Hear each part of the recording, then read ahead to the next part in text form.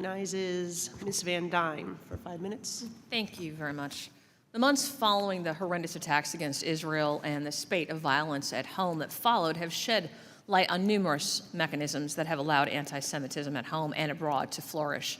And given the degree of violence and hatred displayed since last October, the response from so many has fallen woefully short, as you've mentioned. Many universities and nonprofit organizations have failed time and again to meet the standard necessary to achieve tax-exempt status, which requires promotion of a public good. We've seen countless cases of propaganda spread by extremist organizations, failure of university administrators to adequately respond to violence against Jewish students and faculty, and direct connections between nonprofit organizations and terrorists. Just last month, it was revealed that 4 Israeli hostages were held in the home of a correspondent for the Palestine Chronicle, a 501c3 nonprofit organization. I think it's safe to say the ethical standards that must be met to receive tax-exempt status have not been universally met.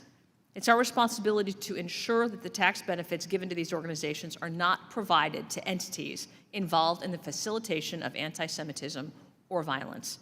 Another important issue that's come to light in recent months is the lack of transparency surrounding foreign donations to American universities. According to a report from the Institute for the Study of Global Anti-Semitism and Policy, universities are, quote, failing to demonstrate transparency and accountability of funding sources through unreported payments, in-kind or indirect funding. Dr. Small, how much unreported foreign funding to universities has your organization uncovered?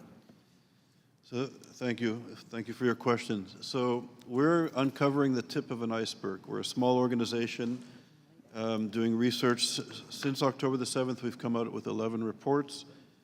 Several of the reports look at funding issues. We found over $1 billion, with a B, dollars going to Texas A&M from the Qatar regime, the Qatar Foundation. In the contract that we uncovered, there were 502 research projects funded by Qatar at Texas A&M, 502 projects. All of the intellectual property rights was transferred to Qatar. We flagged 58 projects with dual-use military and 13 projects with dual-use nuclear research.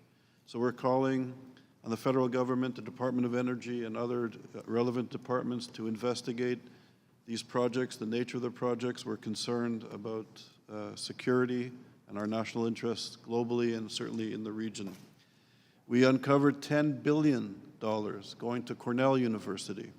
So $8 billion in their campus in Qatar, in Doha, and $1.95 billion in Cornell, the American entity and the Qatari entity. You touched me where I live. Yeah.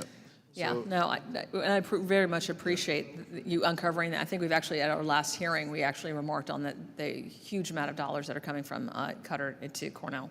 And we have more, I can submit this, we have more information on different universities. I'll be happy That would to be share great. with you. I appreciate if you could submit that information.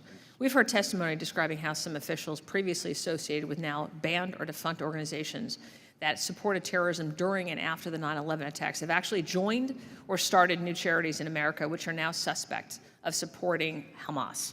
For example, we've heard that at least 7 individuals who were formerly associated with the Holy Land Foundation or the Islamic Association of Palestine, 2 groups designated by the Department of Treasury for providing funding to Hamas, are now working for or on behalf of American Muslims for Palestine, a new group that is now suspected of financially supporting Hamas as well. Ms. Burns, we talked about, you were talking earlier, giving very good, clear guidance on ways of handling entities. But is there anything that Congress can do to ensure individuals that have worked for organizations previously shut down by the Department of Treasury for financing terrorism are ineligible to be associated with a tax-exempt entity moving forward? Thank you for the question. I believe that would be effective. If individuals have been affiliated with and specifically raised funds for organizations that have been designated as terrorist organizations, to me, those individuals should be blocked from being able to participate in additional charitable organizations that receive tax-exempt status. There's one example of an entity that I mentioned earlier, the United Hands Relief, that's based in Texas. One of their directors is a man named Hatem Fariz, who was convicted in Florida for providing support to the Palestinian Islamic Jihad. He was also convicted of committing fraud in Illinois. That's another aspect that I would like to address, and that individuals that are entrusted with operating tax-exempt organizations, their records should be fairly clear, free of crimes of moral turpitude like fraud and waste.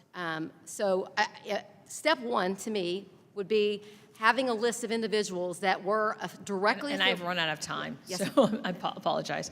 But if we're going to ask you for that in writing, and we really appreciate your response. Thank you very much, and I yield back. Thank you. The chair recognizes